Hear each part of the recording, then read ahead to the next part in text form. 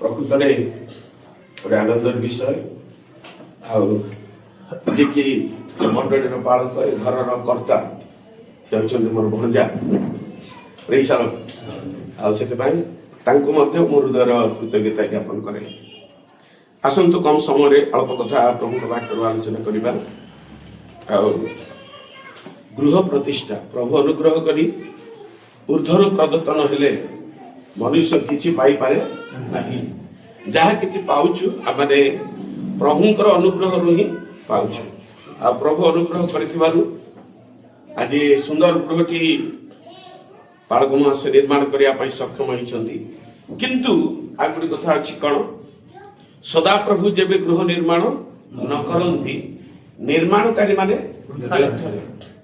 ଅନେକ ଲୋକ ଜାଗତିକ ଭାବରେ ଗୃହ ନିର୍ମାଣ କରିବା ପାଇଁ ଆରମ୍ଭ କରନ୍ତି, କିନ୍ତୁ ଅନେକ ଲୋକ ସମାପ୍ତ କରିପାରନ୍ତି ନାହିଁ। କିନ୍ତୁ ଯୋଉମାନଙ୍କର ଗୃହ ନିର୍ମାଣ କାର୍ଯ୍ୟରେ ପରମେଶ୍ୱର ସହବର୍ତ୍ତୀ ହୁଅନ୍ତି, ଆରମ୍ଭ କରନ୍ତି ଆଉ ସମାପ୍ତ କରନ୍ତି। ତେଣୁ ପ୍ରଭୁ ଅନୁଗ୍ରହ କରି ପ୍ରିୟ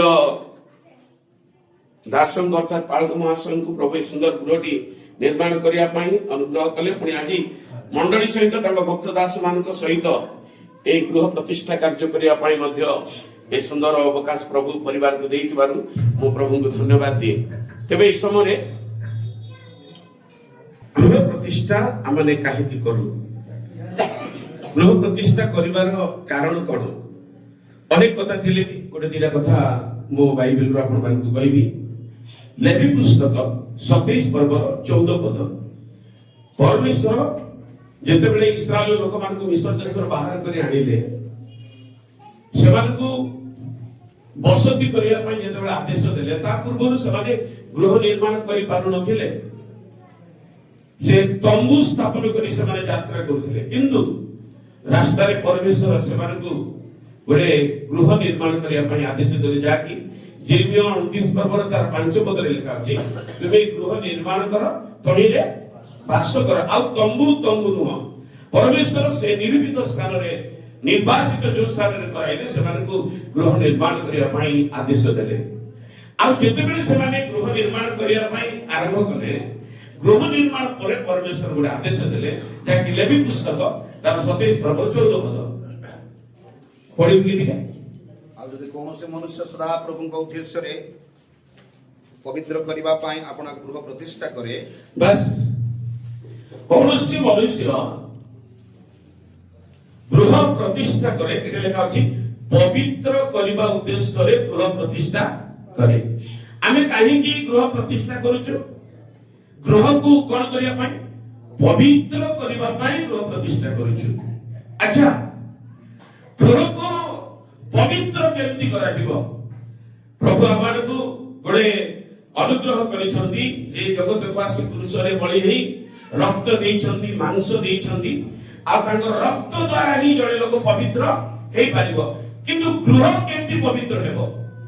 ଆମେ ଯୋଉ ଗୃହ ପ୍ରତିଷ୍ଠା କରୁଛୁ, ଯେ ପବିତ୍ର କରିବା ପାଇଁ ଗୃହ ପ୍ରତିଷ୍ଠା କରାଯାଏ। ତାର ତଳକୁ ଲେଖା ଅଛି, ଆଉ ଯେତେବେଳେ ଯାଜକ ମାନେ ଗୃହରେ ପ୍ରବେଶ କରିବେ, ତା ଭିତରେ କେତେଟା ବିଧି ଅଛି, ଆମେ କିମ୍ବା ଆମର ଲୋକମାନେ ସେ ବିଧି ପାଳନ କରିପାରିବେ ନାହିଁ। କିନ୍ତୁ ଆମେ ଗୋଟେ ସଂକ୍ଷେପରେ ସରଳରେ ଚିନ୍ତା କରୁଛୁ, ଯୋଉ ଗୃହ ପ୍ରତିଷ୍ଠା କରୁଛୁ ତାକୁ ପବିତ୍ର କରିବା ପାଇଁ ଗୃହ ପ୍ରତିଷ୍ଠା କରାଯାଏ। ହେଲେ କେମିତି କରି ପବିତ୍ର କରାଯାଏ ସେ ଗୃହ ପ୍ରତିଷ୍ଠା? ଆପଣ ଦେଖିବେ ପ୍ରଥମ ତିମୋଥୀ 4 ପର୍ବର ତାର 5 ପଦରେ, ତତ୍କାଳୀନ ଯାଜକ ମାନେ ଯୋଉଭଳି ଭାବରେ ପ୍ରତିଷ୍ଠା କରୁଥିଲେ, ବର୍ତ୍ତମାନର ଯାଜକ ମାନଙ୍କୁ ଗୃହ ପ୍ରତିଷ୍ଠା କରିବା ପାଇଁ କେମିତି ଅଧିକାର ଦିଆଯାଇଛି ଶୁଣନ୍ତୁ ଟିକେ। ପ୍ରଥମ ତିମୋଥୀ 4:5। ତେଣୁ ଈଶ୍ୱରଙ୍କ ବାକ୍ୟ ଓ ପ୍ରାର୍ଥନା ଦ୍ୱାରା ତାହା ପବିତ୍ର କରାଯାଏ। ବୋଲ ଈଶ୍ୱର ମସିହ କି କେମିତି ପବିତ୍ର କରାଯାଏ? ପ୍ରାର୍ଥନା ଓ ବାକ୍ୟ ଦ୍ୱାରା। ପ୍ରଭୁଙ୍କ ଦାସ ମାନେ, ଯାଜକ ମାନେ, ପାଳକ ମାନେ ଯେତେବେଳେ ପ୍ରାର୍ଥନା କରିବେ, ବାକ୍ୟ ଘୋଷଣା କରିବେ, ତାହା କ'ଣ ହେବ? ପବିତ୍ର ହେବ। ତେବେ এই ଉଦ୍ଦେଶ୍ୟରେ ଗୃହ ପ୍ରତିଷ୍ଠା କରାଯାଏ। ଆଚ୍ଛା, ପବିତ୍ର କରିବା ଉଦ୍ଦେଶ୍ୟରେ ଗୃହ ପ୍ରତିଷ୍ଠା କରାଯାଏ ସତ କଥା, କିନ୍ତୁ ତାପରେ ଆହୁରି କାରଣ କ'ଣ? ଯେତେବେଳେ ଆମ ଗୃହକୁ ଆମେ ପ୍ରତିଷ୍ଠା କରି ପବିତ୍ର କରିବା ପ୍ରଭୁଙ୍କ ଦାସମାନଙ୍କ ଦ୍ୱାରା, ଆମଙ୍କର ଆଉ ଗୋଟେ କାରଣ ଅଛି ସେଠି। ଆପଣ ଦ୍ୱିତୀୟ ବିବରଣ 23 ପର୍ବର तार 14 पदरे गृह जेतेबेले पवित्र भाव में प्रतिष्ठा करा जाए तापरे आउरी प्रभुंकर कोन आशीर्वाद अछि सुनंतु द्वितीय विवरण 23:14 कारण तुमको रक्षा करिवा पाई हालेलुया तुम सम्मुखरे तुम शत्रु मानकु समर्पण करिया पाई सदा प्रभु तुम परमेश्वर तुम छावणी मध्यरे गमनागमन करंती ए निमंते जेपरि तुम मध्यरे लज्जाकर विषय न हो देखंती ओ तुमरो निकटरु विमुख न हो पाई तुम छावणी पवित्र हेबो एडी गुडे कथा लेखा अछि जेपरि तुमरो छाउणी मध्यरे से कोन करंती गमनागमन करंती एथिमाय तुमरो छाउणी पवित्र हेबा दरकार छाउणी हो घर तंबू गृह को बुझाए तेरे जो गृह प्रतिष्ठा हेबो पवित्र भाବରେ सेई गृह रे परमेश्वर गमनागमन करिवे प्रेज द लॉर्ड कारण प्रभु यीशु जो गृह को पसंद करंती सेदिन जक्ष को यीशु गोटे कथा कहिले जक्ष सहित जेतेबेले जक्षंकर घर को यीशु गले कहिले तार लुका पुस्तक 19 पर्व 5 पदरे पढंतु नै जक्ष तुमे शीघ्र बोलेई आस आजी मते अवश्य तुम घरे रहिबा कहबो प्रेज द लॉर्ड परमेश्वर जेतेबेले गृह देउछंती प्रतिष्ठा करछि पवित्र करा जाय परमेश्वर केवल घरे गमनागमन करंती ताहा न परमेश्वर तांको लोक मान सहित वास करंती प्रेज द लॉर्ड ए होछि परमेश्वरकर अंतरर योजना आमे जेतेबेले गृह निर्माण करिबा तांको लोक मान को द्वारा वाक्य एवं प्रार्थना द्वारा गृह को पवित्र करिबार माने आ गोटे कथा कहिबा कोन एठी सीमेंट लागिची लुहा लागिची रड लागिची इत्यादि कथा कोठु आसीची विजाति मान कोठार आसीची से विजाति माने आमर परी बाइबल धरि प्रार्थना करछंती कि से माने धूप जळुछंती किंतु जेतेबेले आमर घर को आसुची प्रार्थना द्वारा तो पवित्र करबा दरकार आम समस्त विषय पवित्र हेबा दरकार जेतु आमे केवल वास करबा ता नो आम सहित के वास करिवे परमेश्वर वास करिवे प्रेज द लॉर्ड द्वितीय कथा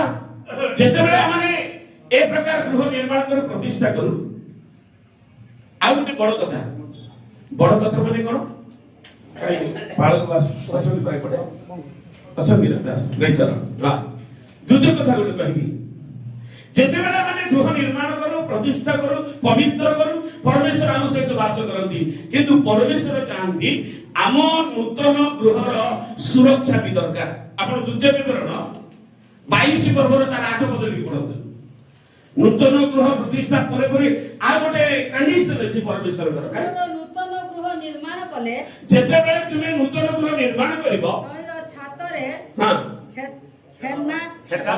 छेदा बाण प्रस्तुत करिवो जेपरि तही उपरु कोनोसी मनुष्य पड़ी गले तुमे अपना गृह उपरे रक्तपातर अपराध बर्ताइबो ना अच्छा एटा तो गोटे प्रैक्टिकली आक्षरिक भाबरे जेतेबेले आमे गृह निर्माण करूछु निर्माण करबा परे परे पुनी आम छातरे आमे जोटे पारापिट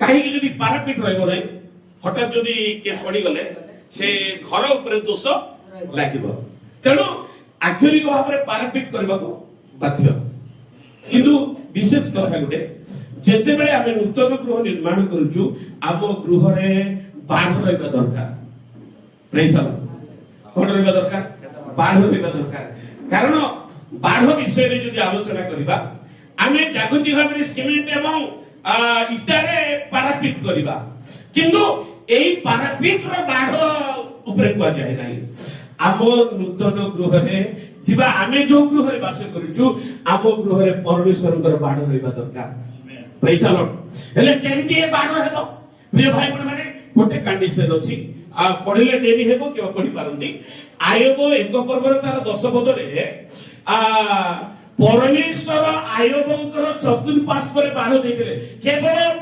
चतुर्पाश पर न आयोबंको तीन प्रकार बाढ़ परमेश्वर देइले 10 पढवा बाध्य एक 10 आइबो तुमे कोन ताहांकर चतुर्थी करे एक पुणी ताहांकर गृहर 2 तार सर्वस्वर चतुर्थी करे बाढ़ देहि नाओ बोले यीशु मसीह की ए बाढ़ आयोब सीमेंट रे इटा रे पारापिट कर नाहंती किंतु परमेश्वर को आयोब भय करथिबार कारण प्रथमे शैतान गला तांको गृह को प्रवेश करि पारला ନାଇଁ आज्ञा शैतान को प्रवेश करिबा पाई को बाढ़ अछि आज्ञा को कांत अछि आज्ञा किंतु परमेश्वर तांको लोक मानकर चतुर्थी करे जो बाढ़ दियंती ना सहायता ना समस्या प्रवेश कर परिबो प्रेज द लॉर्ड केही प्रवेश कर पारे तेणु शैतान लेउटी गिरी जाई परमेश्वर को कहला आयोब कोन अकारण रे तुमको भय करूची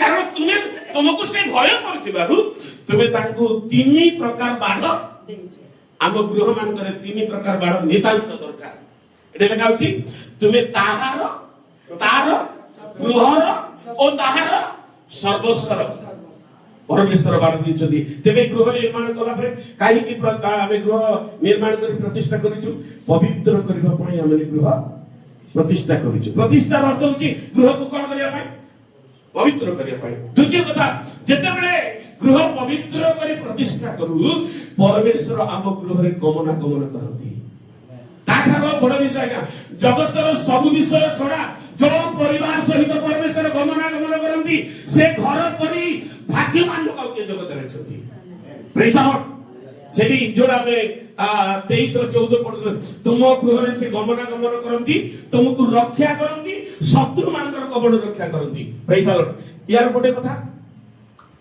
सभी कार घरे बसी की साप मारी दे की पड़ुची किंतु कार घरे साप गोटे कुंडे थाउची ए मझरे गोटे प्रभु को लोक घर प्रार्थना डाकी देले जे गोटे नाग साप आइला तार पिठी ऊपर बाटे पळैला किंतु ताकू किछि करी नाही